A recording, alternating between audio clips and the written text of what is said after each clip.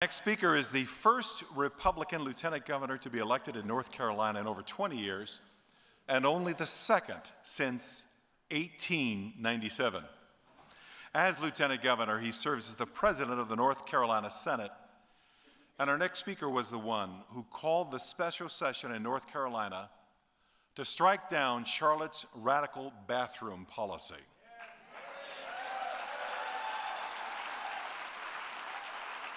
And as he comes, would you not just welcome him to the stage, but would you also thank him for his courage and common sense? Ladies and gentlemen, please welcome North Carolina Lieutenant Governor Dan Forest.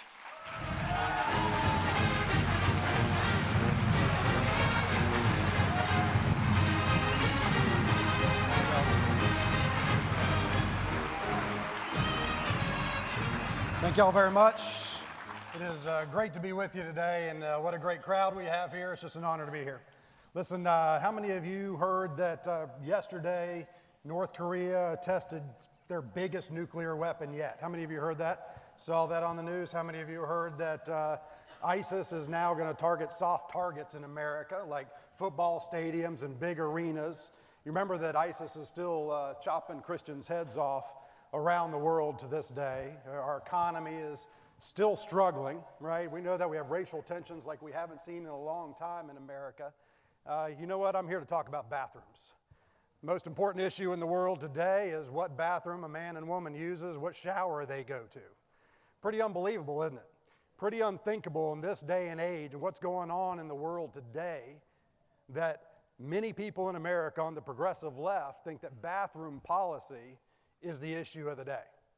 Listen, I'm just an architect. I'm just an average citizen just like you.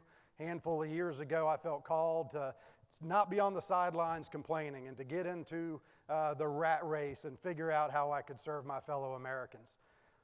You know, 30 years ago, I graduated from high school. It's hard for me to believe, probably not for you, but hard for me to believe. 30 years ago, and think about how much has changed over the last 30 years. It's really quite unbelievable to think about that. Remember when Ronald Reagan was president 30 years ago? Berlin Wall was still standing. Apple was just a brand new company at the time.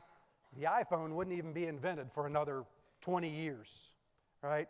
Same-sex marriage, transgender bathroom policy, unthinkable. But major corporations, major sports teams, the NBA, standing against those who stand against such things, that was unimaginable 30 years ago. And so here we are. We find ourselves in this really kind of crazy place, right? And I've been amazed at how many people have come up to me over the last handful of months and said, you know, why did you pass HB 2? That's the name of the bathroom bill in North Carolina that struck down the Charlotte Ordinance. Why did you pass HB 2?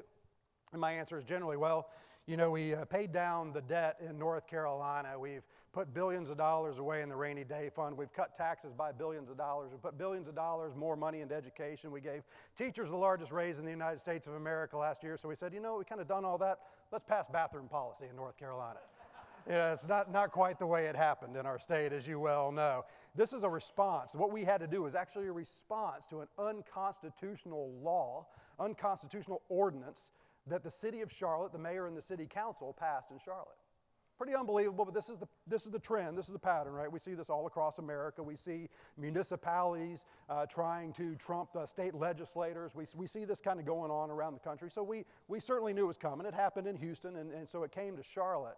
And we said, you know what, this is a pretty broad overreach here. So let me just tell you a little bit about what the Charlotte Ordinance did, because there's a lot of misinformation out there, right? First of all, as I mentioned, it was unconstitutional. The city of Charlotte had no authority whatsoever for public accommodation. That comes from the state, so it was against the law. They were told by their lawyers, by our lawyers, by the legislature, by the governor, don't do it. Don't do it because we have to protect the law in North Carolina. But what did they do? They didn't come through the normal process. They didn't come to the legislature and say, guess what, we have this problem in Charlotte and we want you to help us fix it. No. They went outside of the law and tried to fix it. And so they knew that was happening. But here's one of the most extreme things that happened related to this that a lot of people just don't know about. They actually struck through a provision in their ordinance that actually the Supreme Court has upheld through the years, saying that it is okay to discriminate in showers and locker rooms and bathrooms. What I mean by discriminate is put men, women, boy, girl, male, female on those doors. The Supreme Court's upheld that. They said that's okay. The city of Charlotte struck through that, said that's not okay. You can't have man, woman, male, female, boy, girl on bathroom, shower, locker room doors anymore. It's called sex discrimination in their ordinance. That's pretty extreme, isn't it? That boys, high school boys are supposed to shower with high school girls, that middle school boys are supposed to go in the locker rooms with middle school girls, that men are supposed to be able to go in the locker rooms and showers of gym facilities in the city of Charlotte, in the women's rooms. Well, it's not even that. It's that there wouldn't be any signs. It's a free-for-all. That's what the ordinance did. You know, not many people know that. Not many people know that the person that actually pushed the Charlotte ordinance through the city council, through the mayor, was a registered sex offender in North Carolina. I can tell by your response you didn't know either. You know, so when we kind of struck out and said, you know what, this is opening up showers and locker rooms and bathrooms to predators. It wasn't a far reach to do that. That was not a far overreach to do that, because the very person that pushed that was a sexual predator. Nobody ever said that transgender people are sexual predators. It was never mentioned by anybody. Not anybody I knew, but that's what the media jumped on. That's what they were pushing for months, is that the Republican legislature governor thinks that transgender folks are sexual predators. Just not the case at all. So you may want to say, you know, oh, here's another thing I need to mention, is they didn't just do this for the city of Charlotte, right? It wasn't just the city of Charlotte and public buildings and schools. It was for all private businesses in the city of Charlotte. They were telling all private businesses what to do. And so here's the agenda. Some people will say, you know, well, what is the agenda related to this? Why would they do this? What are they trying to prove here? Well, let me just go out on a limb here and say this is not purely an ideological battle. Many of you probably know that. There's ideology involved, but this is not purely ideology. This is a political battle as well. And many of you know North Carolina is a battleground state right now. I'm in a tight election, as well as the governor, as well as a number of people in the General Assembly. We've taken control of the state of North Carolina for the first time in 140 years, and the progressive left wants it back. And so they can't win on education. We've done more for education in the last few years than our opponents did for decades in our state. We're spending more on education than we ever have. We've given teachers the largest raises that they've had in many, many years. We're investing in technology. We're building solid education infrastructure. That was one of their platforms. That was basically one rail of the campaign. The other one would be the economy. We've created 300,000 new jobs. Like I said before, we've cut taxes by billions of dollars. We've created a real solid fiscal playing field. That was rail two. Can't win on those.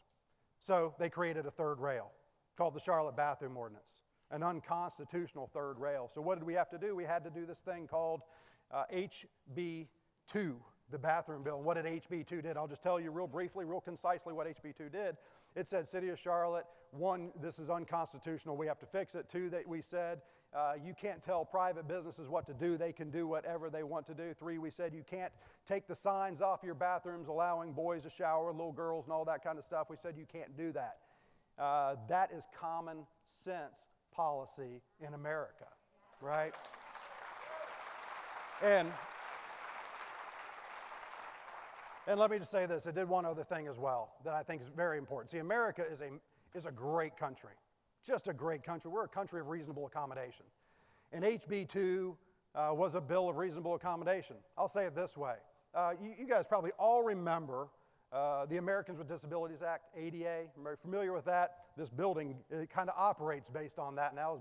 So does everyone you walk into in the public world. So ADA, back when it was passed in 1990, Congress didn't say, guess what? Every parking space in your parking lot needs to be handicap accessible.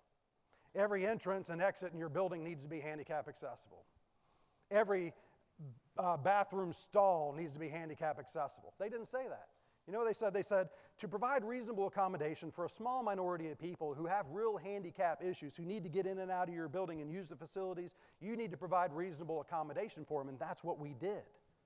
That's what we did, and that's what HB 2 did as well. It said you need to provide reasonable accommodation for people who are fearful of walking into a public bathroom facilities, that fear for their safety. You need to provide a single-stall, lockable facility for them to go in. And listen, that's reasonable accommodation. That's what we did. That's what America's built on. That's a good thing. That's the way we should operate, right? And so that's what we did. And so, you would think at this time people would read the bill and they would say, oh, okay, I get it. Well, that's not what happened. Corporate America came against us. PayPal then, you probably heard this, PayPal said we're not going to expand in North Carolina. We're not going to create the 400 new jobs that they were going to create in North Carolina. But here's the truth of the matter. They didn't pull out of North Carolina. They still do business in North Carolina, right? They made a big statement, and they're still mucking up all over the country about North Carolina and how discriminatory we are. They didn't pull out. They didn't pull out of the 28 other states that have similar laws to us. They still do business with the federal government, who has similar law to us. They still do business in Saudi Arabia and Yemen, who not only persecute the LGBT community, they execute the LGBT community. My friends, this is not just an ideological battle, right? The NBA, when they pulled out for the All-Star game and said, we're moving the All-Star game down to Louisiana, guess what? The NBA could have done whatever they wanted to with their bathrooms. Could have done whatever they wanted to. They had the right to do that, and they knew that. This is pressure coming on from the Human Rights Campaign into corporate America putting pressure in other places to put pressure on North Carolina for political reasons, for political gain, to push their sexual revolution, social engineering experiment on America through municipalities and the federal courts. That's what's going on here. And so, guess what? The Department of Justice came swooping into our rescue? Oh, no, they didn't. They came in and they said, you know what? We are going to withhold Title IX funding in North Carolina. We're going to withhold your funding in the state for the least advantaged children in North Carolina. We're going to keep your education money unless you fully repeal HB 2. Complete extortion. Complete extortion. Well, guess what?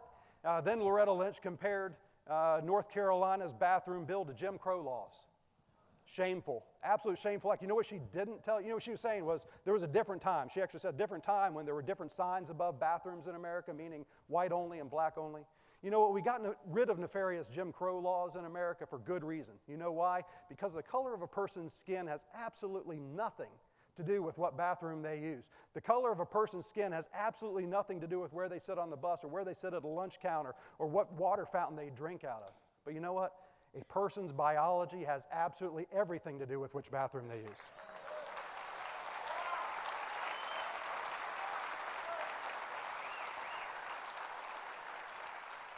And so I could go through the ever-changing narrative on this. I could talk about the president's edict from above who came down and said, well, when they didn't get what they wanted through the Justice Department or them just telling us to repeal HB 2, then the president comes out and says, well, now for all bathrooms in schools across America, you have to open them up for everybody. You know, we said that's not right. A number of states said that's not right, and we're fighting back. And we're doing our job, and you're doing your job, and I want to say thank you for the job you're doing letting people know this message. But I want to end on this, and I just want to make sure that we know our purpose here in this game. What are we here for as value voters? Certainly to vote our values, certainly to vote for those candidates that are preserving society and understanding the Constitution. But I think there's a greater issue at stake here, and it's one that we as Christians need to remember as we move forward. My good friend John Stonestreet, who's the president of the Colson Center, actually says it better than I ever could. So let me paraphrase John here in closing.